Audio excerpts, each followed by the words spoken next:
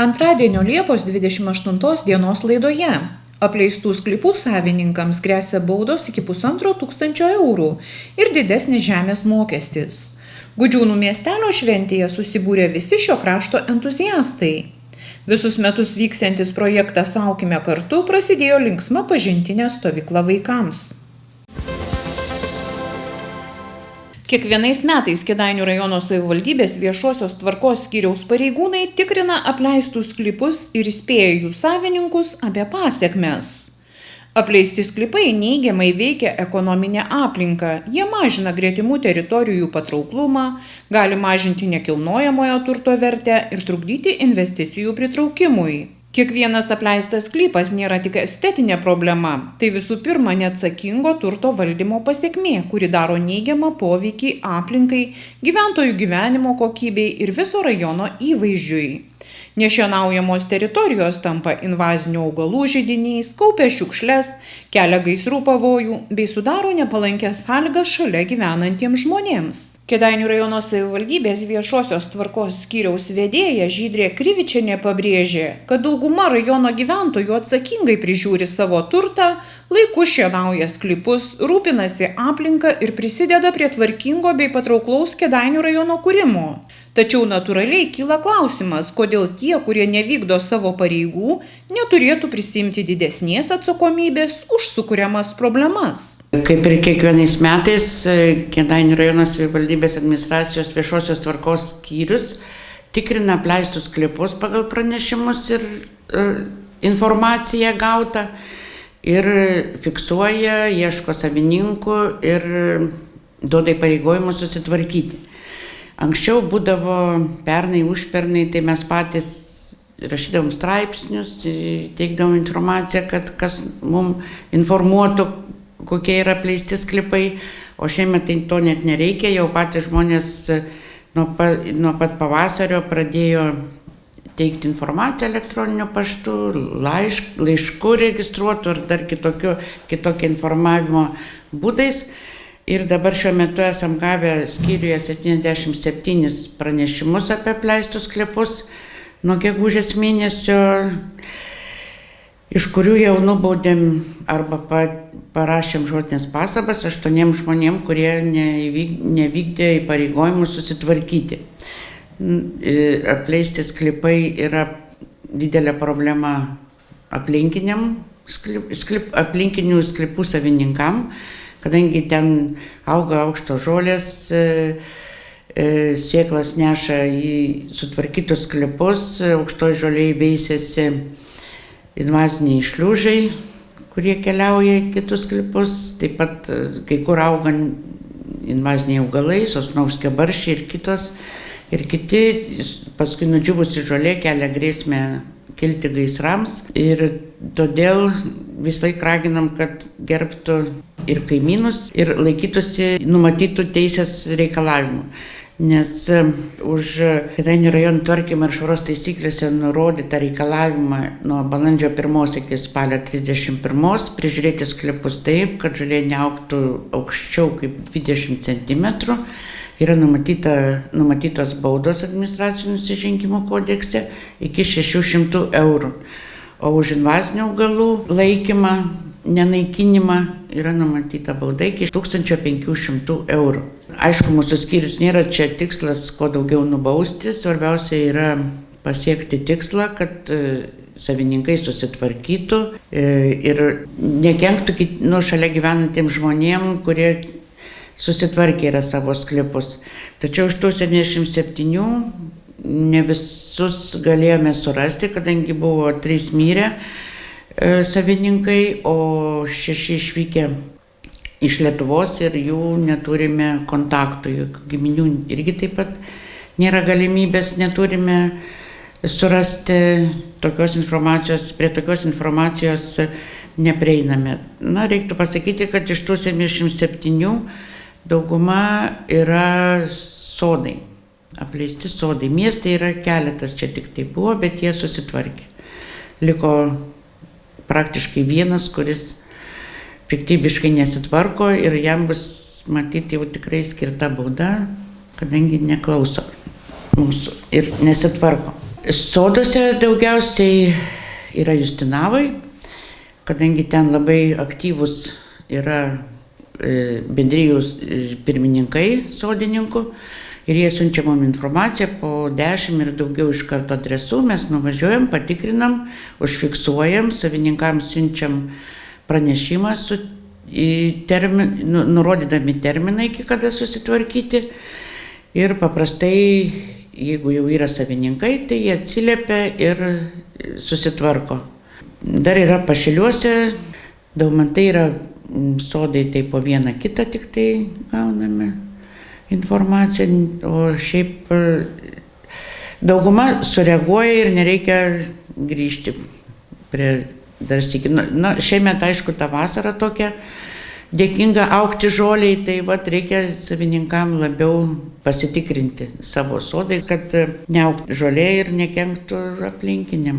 Pasitaiko, kad vyresnio amžiaus žmonės sako, kad mes neturim jėgų, neturim galimybių, lėšų susitvarkyti, tai Kėdainiuose yra ne viena firma, įmonė, kuri pjauna žolę, tvarko sklypus ir galima juos už užmokestį pasisamdyti. O šiaip būna, kad dar tokių atvejų nemažai, kad šalia esantis savininkai nuperka sklypą ir išsisprendžia problemą tada. Dar taip pat be to, kad gali gauti baudą sklypo savininkas, dar yra padidintas žemės mokesčio tarifas, gali būti nustatytas. Šitą informaciją kaupia ir teikia seniūnijos, jos iki rugpjūčio pradžios išsiunčia pranešimus žmonėm, jeigu jie nesusitvarko, paskui patikrina vėl ir rudenį būna tarifas nustatytas iki 4% nuo sklypo vertės ir tada tik tai pajunta, kad tada pradeda savininkai ieškoti teisybės, o kodėl tiek uždėtas toks didelis mokestis. Geriau iš karto susitvarkytis, kad nereiktų nukentėti finansiškai. Ateityje yra numatytas keisti įstatymus, kad teisės aktus, kad galima būtų aukciono būdu parduoti tuos neprižiūrimus sklypus, kurie nesuformuoti ar kurie tenai savininkai neprižiūri. Ir gal šiek tiek išsispręstų šitą problemą neprižiūrimų sklypų. Gudžiūnų miestelio šventė yra glaudžiai susijusi su vasaros vidurio darbų pabaiga ir tradicinėmis oninėmis. Ir nors onų šiame krašte neliko, didžiulis būrys šio kaimo entuziastų su prie jų prisijungusiais medžiotojais suorganizavo smagią šventę, kurioje netrūko pramogų vaikams, nuotaikingų koncertų ir nuoširdžių pokalbių su pačiais artimiausiais kaimynais ar iš kitų miestų į gimtinę sugrįžusiais gudžiūniškiais. Tradicinė miestelio šventė Liepos mėnesį. Tiesa, onų pas mus jau nebeliko, tai liko tik tradicinė miestelio šventė. Laukiame svečių, laukiame, renkasi žmonės, visi su gera nuotaika, pagaliau nustojo lyti lietus, nušvito saulė. Tai manau, kad visų bus gera nuotaika ir visi laukia tų gražių akimirkų, kurios dar paruoštos mūsų iki vakaro renginiai. Mes kartu su kultūros centru darniai, draugiškai organizuojam, prisideda labai daug Gudžiūnų seniūnija, taip pat bendruomenės nariai, kurie tikrai negailėdami savo laisvo laiko ateina, tvarko, padeda tvarkyti aplinką, padeda vaišes ruošti, padeda pūsti balionus, puošti scenas, seniūnijos darbuotojai dirba, suveža kėdes. Medžiotojai, kaip visada, tradiciškai verda žvėrienos troškinį. Dėkojam visiems žmonėms, visiems prisidėjusiems, visam darniam kolektyvui. Tai yra didelis darbas, kurį padaro šitie geri Gudžiūnų žmonės. Šiandien mūsų laukia nuotaikingas koncertas. Turėsime jauną ir labai aktyvę atlikėją Klodelę, kuri pradės koncertą mūsų. Toliau koncertą tęs Velžio vyrų kolektyvas, gausus vyrų, kurie atvažiuoja iš Panevėžio rajono, ir šventę vainikuos muzikinė grupė Formen, 4 vyrai iš Pasvalio. Medžiotojai visą laiką, Balsių medžiotojų klubas mus kiekvienais metais remia, jie mus tiesiog padeda pavaišinti visus susirinkusius gardžius savo žvėrienos troškiniu, tai tuo labai džiaugiamės ir tikrai nuoširdžiai dėkojamės. Ir tikrai labai dar norėčiau, turėdama progą visiems prisidėjusiems prie šventės organizavimo darbų, padėkoti tiek seniūnijai, tiek labai glaudus ryšys yra su bendruomenė, tai tikrai labai džiaugiuosi, kad einam rankon koja kojon ir tikrai kartu yra daug paprasčiau ir lengviau suorganizuoti renginį. Turime tokių mažesnių švenčių dar ne vieną, šita yra pagrindinė, tai kaip ir minėjo bendruomenės pirmininkė, anksčiau jinai buvo taip pat Oninių, todėl ir data yra šita, kadangi neliko nei vienos sūnaus, tai nusprendėm, kad tiesiog nuo šiol liks tik tai tradicinė miestelio šventė. Parkas yra nuolatinė mūsų šios šventės vieta. Pernai teko daryti šventę kitur, nes prieš tai labai ilgai ir nuobodžiai lyjo ir buvo čia labai šlapia, tiesiog negalėjom techniškai nei važiuoti, nei pasistatyti scenos, tai teko nukelti visą renginį ten, o šiemet džiaugiamės tikrai iš tikrųjų labai, nes oras puikus, nuotaika puiki, žmonių daug ir dar jų renkasi, tai tikimės, kad bus puikus vakaras, puikiai šventė šiandien. Labai smagu, kad vyksta tradicinė Gudžiūnų miestelio šventė, kartu gal ir Oninė šventė ir renkasi tikrai patys aktyviausi žmonės. Nusimato gera programa, koncertai. Pagrinde visą organizaciją ir atlieka Gudžiūnų bendruomenė ir Akademijos kultūros centro Gudžiūnų skyrius.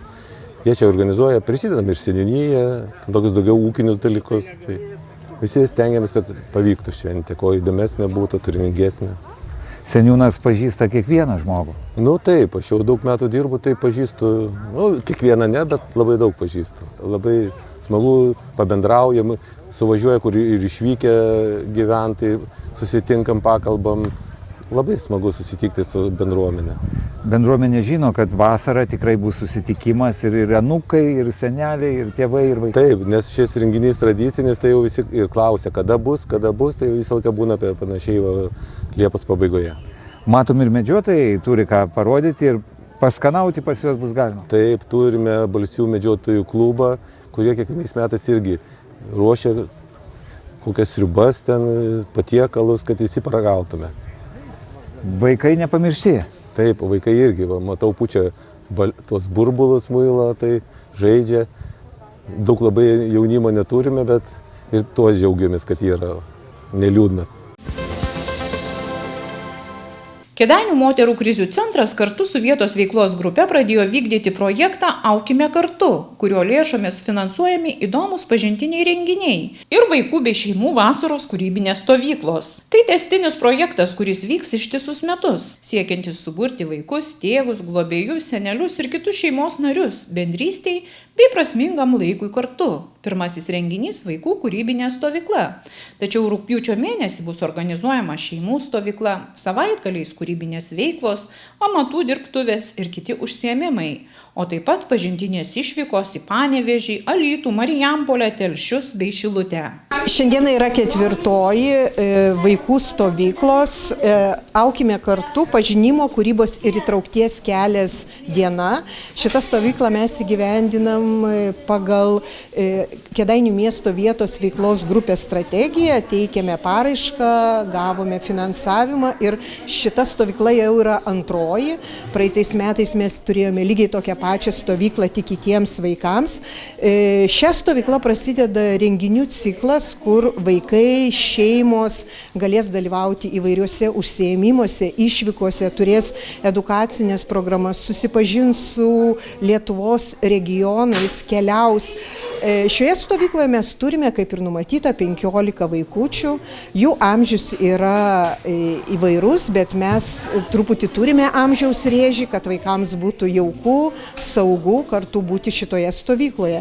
Pirmą dieną, pirmadienį, stovyklos vaikučiai vyko į Juodkaimį žolynų namus, ten susipažino su žolelėmis, darė savo ledinukus iš žolelių, darė paveiksliukus žolelių pagrindų.